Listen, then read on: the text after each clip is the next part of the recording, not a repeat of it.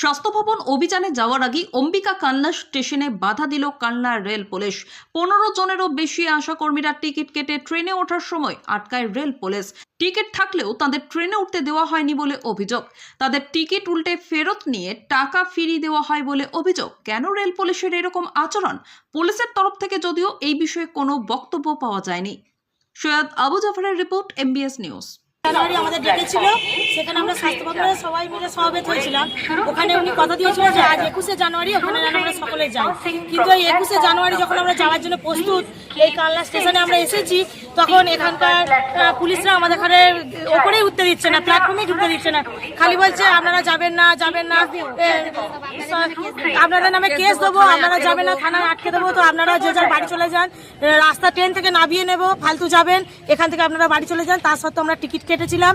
Ticket কেটে ওনারা সেই টিকিটের ফেরত দেওয়ার ব্যবস্থা করে অনেক বলে, মানে অনেকক্ষণ ধরে বলে যে যেতে যখন দিচ্ছে না, তার টিকিটটা আমরা কেটেছি, কেন আমরা টিকিটের পয়সাটা ফেরত পাবো না? যেহেতু আমরা গাড়ি ভাড়া করে এসেছি, আমরা কিভাবে বাড়ি যাবো? ভয় দেখাচ্ছে। হ্যাঁ, ভয় দেখাচ্ছে, পুলিশরা ভয় দেখাচ্ছে, বলছে আপনাদের ভালোর জন্য বলছে আপনারা বাড়ি চলে যান। তো আমরা সরকারের কাছে এই যে 8 দফা দাবি নিয়ে আজকে স্বাস্থ্য ভবনের কাছে যাচ্ছিলাম যে আমাদের 15,000 টাকা দিতে হবে প্রত্যেক মাসে। কারণ আজকালকার দিনের একটা মানুষ 5,250 টাকায় চলে না।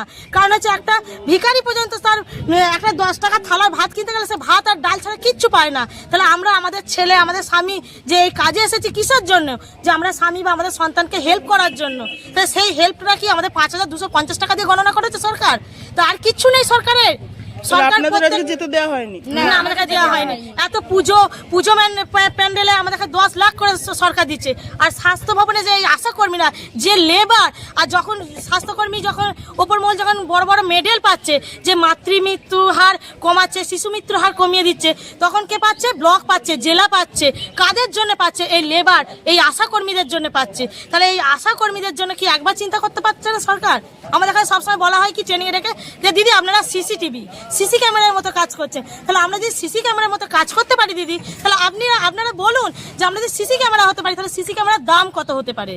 একটা সিসি ক্যামেরা যদি চোরকে ধরাতে পারে, তাহলে আমরা একটা সিসি ক্যামেরার মতো প্রত্যেকটা ফিল্ডে যাচ্ছি। কার জ্বর হয়েছে, কার সর্দি কাশি হয়েছে, কার টিবি হয়েছে, প্রত্যেকটা মানুষকে সময়। আমার নাম পূজা মালিক, আমি হাটগাছা সাব সেন্টার থেকে এসেছি। যেটা 8 দফা দাবি, ওগুলো আমাদের 15,000 টাকা করতে হবে।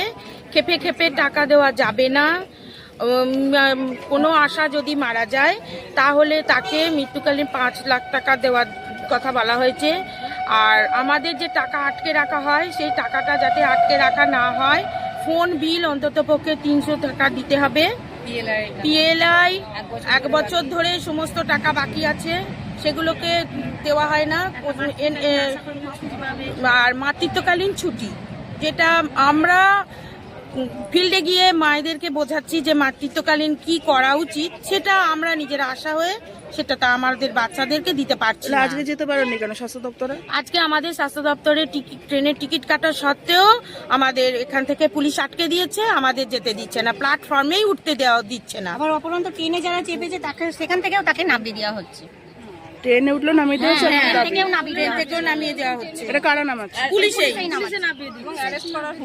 এবং অ্যারেস্ট করবে, আমাদের আটকে রেখে দেবে, আমাদের ওপর নানান কেস দেওয়া হবে। এইভাবে না করে আমাদের এমনকি লাস্ট অব্দি টিকিট চেঞ্জ হবে না। কত রকম কাণ্ড করার পরেও ওনারা বড়বাবু আমাদের টাকা দিয়ে টিকিট নিয়ে নিলেন।